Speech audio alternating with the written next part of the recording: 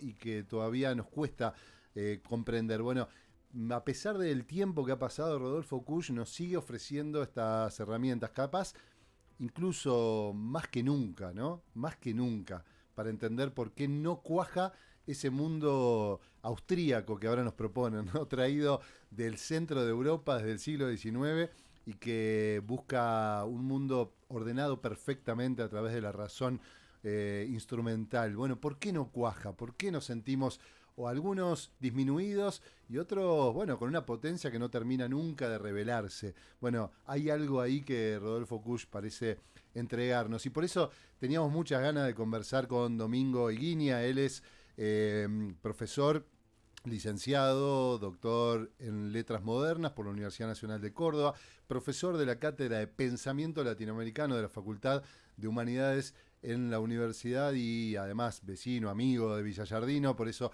lo tenemos en línea. ¿Cómo anda, Domingo? Gracias por estar ahí. Hola, muy buenos días, Federico. Saludo a los amigos de Capilla, a los de una radio Muchas Voces. Bueno, un gustazo. Ya seguro que vamos a compartir estos contenidos ahí en Radio La Minga. Y bueno, hemos abierto ¿cómo decirlo? Esta ventanita que siempre aparece ahí, esa ventanita que nunca se abre, ¿no? Que siempre cada casa tiene y que un día la abrís y decís, ah, acá había un aire nuevo, algo que renueva el pensamiento, que para los que por ahí venimos también de la academia, cuando leemos a Kuhn decís, hay algo que no estábamos pudiendo visualizar, ver, y vos nos proponías como título, como tema, esta idea de la gran historia y la pequeña historia, comunidad y economía. Algo hemos charlado acá en el programa, pero a ver, anda por donde vos quieras, quiero abrirte el tema. ¿Qué es esto de la gran historia y la pequeña historia primero, no? Bueno, vamos a empezar un poco recuperando algo de tu introducción, digamos, ¿no? que puedo escuchar, donde trabajaste la idea o mencionaste la idea de fagocitación, ¿no? Y otras más. Y eso sale de un libro de Kush, que es el libro, digamos, que yo creo que es la entrada al pensamiento de él, que se llama América Profunda, ¿no? Que es del año 62. Es un libro Domingo, muy... Sí, perdón que te interrumpa. Hay como un ruidito que no sé si lo podremos, si es algo que a lo mejor anulando tu sonido, no lo sé. Como quiero bueno, que se escuche bien, pero bueno, si no ¿cómo, te escuchamos cómo, igual. cómo querés que haga No, eso? no, si veías Ir que hay ahí sugiriendo. alguna forma, pero si no, se escucha, ¿eh? Yo porque trato de que bueno, sea lo más... Ahí Sí, está, ahí no, está. Dale no por nomás. ignorante. A lo mejor si saco el auricular, Tal vez, a ver si ¿se me escucha mejor? no, no. Está igual. No, dale porque se escucha igual, no, después lo mejoramos, no hay problema. Bueno, dale, no, vamos a ver qué podemos hacer. Lo que decía recién, te comentaba, es que hay un libro fundamental de Kush que se llama América Profunda, que es del año 62. No es el primer libro de Kush, pero es el libro, creo, de entrada a su pensamiento, ¿no? Él ahí dice que para entender lo que estaba pasando en la gran ciudad, concretamente en Buenos Aires, eligió tener que ir al otro extremo de América, digamos, para él es la puna, ¿no? Tanto en Argentina, Bolivia o Perú, y a partir de ahí ver si lo que estaba sucediendo en la gran ciudad tenía alguna relación con eso que él creía que todavía quedaba ahí, es decir, una especie de residuo de América. Ese viaje, Cuyo es un viajero, en buena medida, ¿no? Ese viaje que es también un desplazamiento físico, eh, responde concretamente a sus circunstancias históricas. Sus circunstancias históricas era obviamente no solo el ascenso del peronismo, sino sobre todo la derrota del peronismo a partir del 55 y el ambiente de violencia, ¿no?, que había en la ciudad. De hecho, el libro comienza con eso, nos acosa algo que no sabemos qué es. Si uno ha leído Cortázar, Borges, esa temática es recurrente, ¿no? Hay algo que nos acosa y generalmente la solución es la violencia, ¿no? Y Push de alguna manera está tratando de conjurar la violencia para tratar de comprender al otro. Por eso es tal vez el primer ejercicio serio de filosofía intercultural en América. No porque no haya habido intentos anteriores, que yo está Mariátegui y hay otros más, pero desde una matriz que propone Kusch, que pretende recuperar el pensamiento americano no occidental.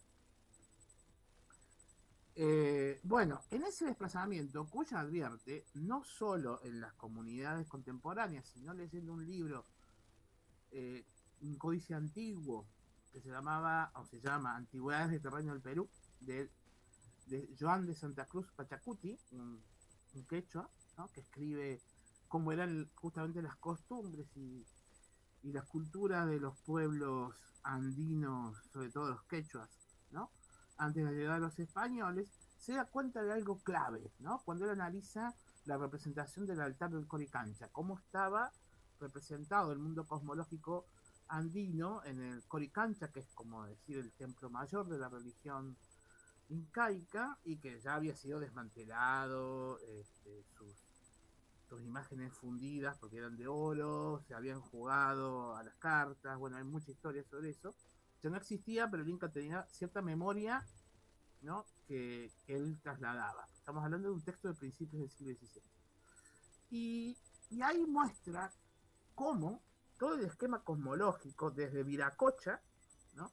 que sería el dios supremo y creador, todo se va dando en forma de una dualidad complementaria hasta llegar a lo que el Yamki llama Kolkapata, que es el granero, ¿no? Toda la vida cosmológica tiene un destino, ¿no? en el planteo del Inca, que es proveer al granero, ¿no? Proveer el alimento. Siempre hay una cuestión azarosa, puede darse maíz o puede darse maleza. Y el hombre debe conjurar, de alguna manera, buscar la salvación y procurar que se dé más bien maíz antes que más bien maleza. Kusch a partir de ahí elabora una idea que él va desarrollando en pedacitos, nunca completamente. Kusch es un escritor fantástico, es un gran ensayista y también es muy tramposo porque larga una idea, la esconde, la vuelve a retomar más adelante pero con otro nombre. Bueno, hay que seguir la pista de sus conceptos. Y ahí habla de la economía de amparo, es decir, la economía del mundo prehispánico, del Tahuantinsuyo por lo menos, es una economía que va destinada a promover el amparo del hombre que se da en una comunidad. En una comunidad donde los opuestos se complementan, no sin ignorar, sin olvidar el conflicto. Los opuestos son conflictivos. Por lo tanto, en las sociedades hay conflictos, pero la comunidad, de alguna manera, ayuda, ¿no? en conjunto a llegar a esa idea del alimento para todos, el reparto del alimento. A partir de ahí, Kusch hace una serie de lecturas que tienen que ver con justamente cómo uno está para el fruto, digamos. Y el fruto no es otra cosa que el alimento, la posibilidad de reproducción, etcétera. Habla de las comunidades agrarias, de las culturas agrarias. Pero lo interesante es cómo él marca una práctica interesante dentro de la constitución de las sociedades prehispánicas, que es justamente todo va hacia el amparo, pero ese amparo no solo se da a nivel horizontal, sino también que es exigido, digamos, a nivel vertical, es decir, no solo son el hombre y la mujer los que se complementan para dar maíz, sino que eso viene desde la misma divinidad, atravesando al Inca, por supuesto. Entonces, Kusch lo que está pensando es el diseño, ¿no? de un estado, en este caso el estado andino, completamente generado para lograr el amparo de la comunidad, ¿no? Lograr el alimento y lograr el fruto. Ahora, si relacionamos esto con el contexto que yo les señalé del peronismo, lo que vamos a encontrar es que Kusch está leyendo qué pasa con este tipo de sociedad que busca el amparo, ¿no? y que busca que el Estado promueva el amparo, ¿sí? y que no se adapta o no funciona con la necesidad de ser alguien, es decir, de aquel mercader, como señala en el mismo libro, en América Profunda, que a partir de la experiencia, sobre todo de las ciudades italianas, llena el patio de objetos, lo invade, lo ocupa, establece el comercio como única regla, establece la norma por sobre la vida, ¿no? para asegurar de alguna manera el recorrido del objeto que de alguna manera me soluciona el problema. Entonces, Kush muestra, acá hay una economía de amparo frente a una economía dinámica en términos de individuo que obtiene ganancias. ¿Cómo complementar esto? ¿No? Porque las dos son partes de América, y ese es un conflicto central. Lo que Kush creo que establece, aunque no lo dice con claridad, es esta América, que era prehispánica, pero ahora, como decías en la introducción, ¿no? Es sobre todo la América popular, porque a Kush le interesa lo prehispánico en función de entender lo popular, ¿no? Porque entiende que lo prehispánico no es algo muerto, sino que es algo que vive entre nosotros. Es más, nosotros estamos ahí, somos eso también. Lo que Kush encuentra entonces es que tenemos una comunidad, ¿no?, que vive con el amparo, y una sociedad que busca el progreso mediante la ganancia o el beneficio. Y ahí hay un conflicto, que es en el fondo un conflicto intercultural, no un conflicto económico. Mientras no se establezcan algún tipo de encuentro entre esas dos dimensiones, América va a ser un espacio conflictivo. Pero para Kush no hay una síntesis, ¿no? Porque lo primero, que es la comunidad, el amparo y el fruto, va a prevalecer siempre. Es decir, lo segundo, que es la economía dinámica liberal, va a terminar siendo fagocitada. Yo creo que estamos en un proceso histórico. Kush llama eso gran historia. La pequeña historia son los próceres, los presidentes, etc. La gran historia es el conflicto entre estos dos modos de estar en el mundo. Vos sabés que, bueno, acá una pequeña idea que él expresa y que para mí sintetiza mucho, la hemos contado en algún momento, está en América Profunda y en algún otro libro, que dice: en América se plantea ante todo un problema de integridad mental y la solución consiste en retomar el antiguo mundo para ganar la salud. Si no se hace así, el antiguo mundo continuará siendo autónomo y por lo tanto será una fuente de traumas para nuestra vida psíquica y social. Para mí fue muy gráfico siempre esa idea de por qué leerlo primero, ¿no?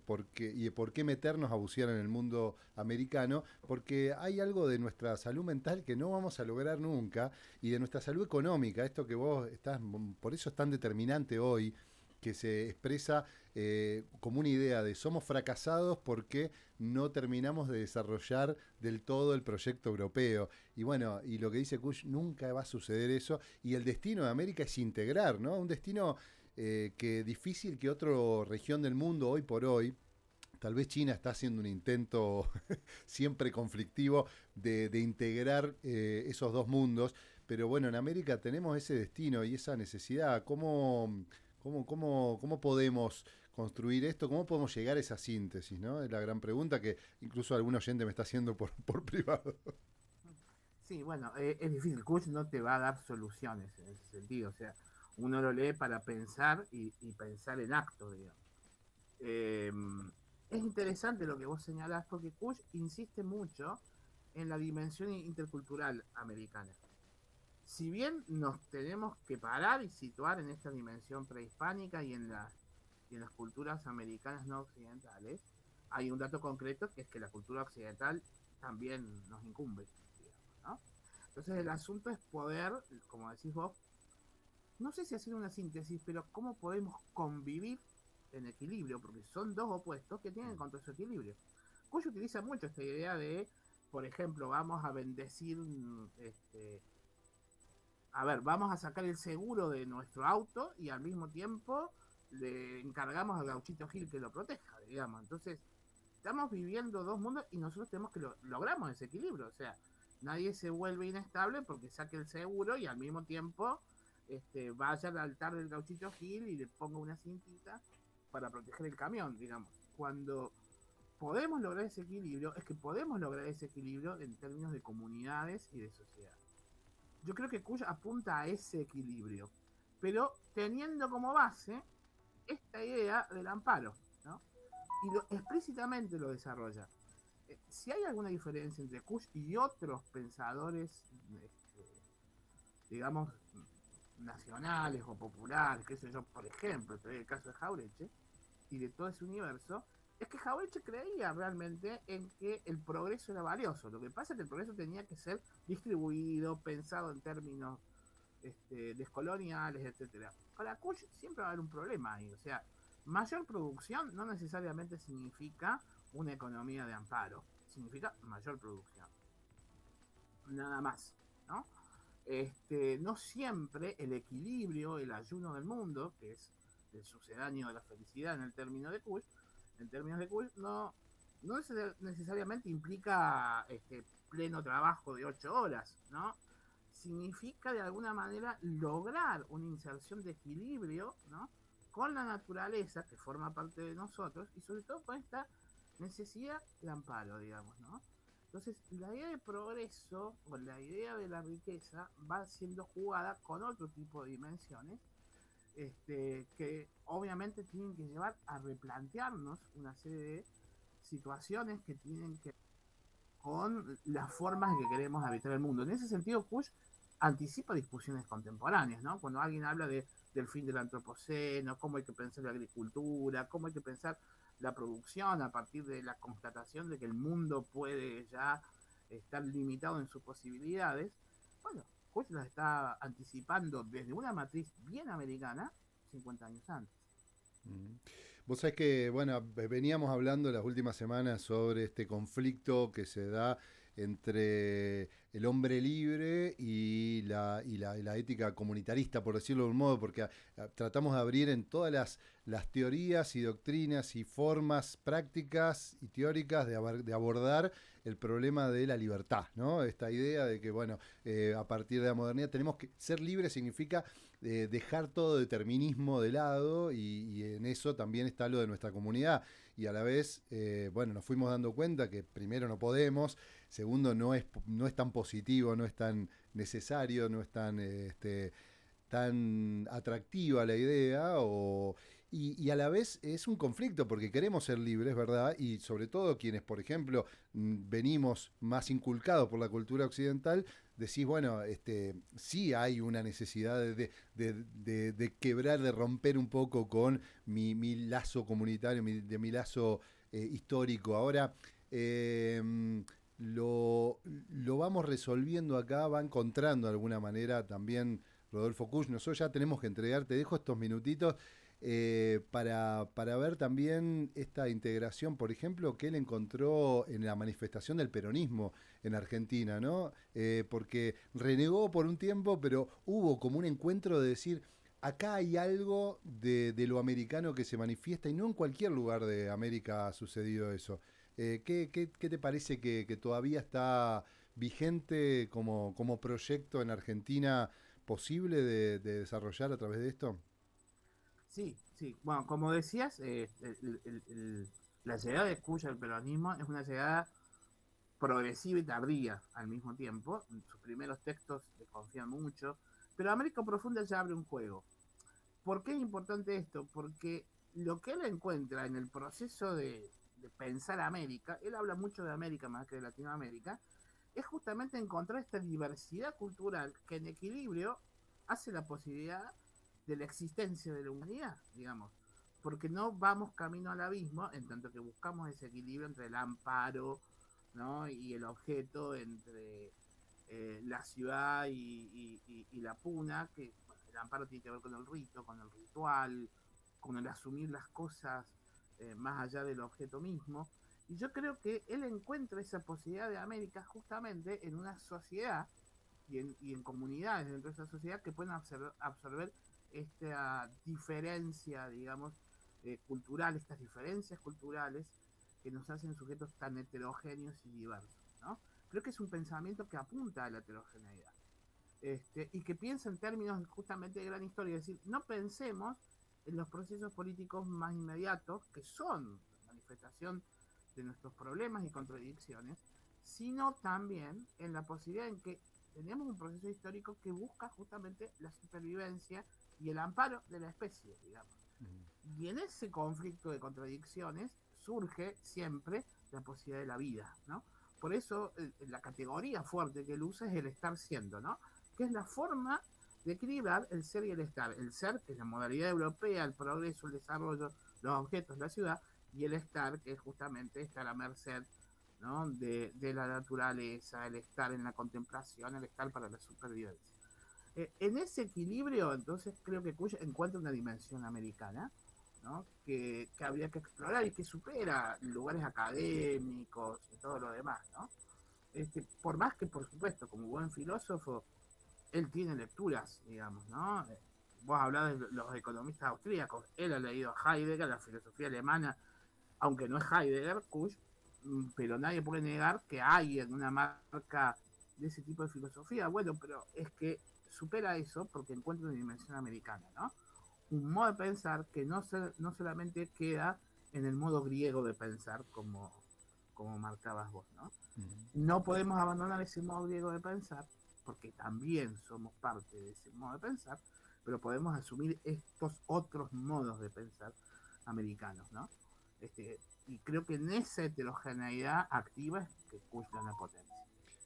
Nos quedamos con eso, Domingo, y con esta identidad que reconstruye Kush entre nuestra visión del mundo y el paisaje, ¿no? Y por eso, como serranos, como serranos y serranas, como estos que habitamos nuestras sierras y en este contacto tan directo con la naturaleza, hay algo que recuperar ahí y que nos da una vitalidad, ¿no? Una vitalidad muy fuerte y una identidad incluso para seguir eh, diciéndole al resto de nuestra realidad social, a la ciudad, por ejemplo, algunas cosas que son límite. Hasta acá llegamos, estas cosas las tenemos que sostener porque sostener las sierras, por ejemplo, nuestro paisaje, nuestro monte, no es solamente una cuestión material, es nuestra propia identidad, nos determina y así queremos seguir también viviendo. Así que, Domingo, te agradecemos muchísimo. Seguro que te volvemos a convocar porque nos quedamos con 1000 cosas de Kush para seguir charlando, así que te mandamos un fuerte abrazo. Gracias a ustedes, abrazo, Federico. Dale, hasta pronto. Domingo Higuiña conversaba con nosotros aquí en Tenemos Otro Plan.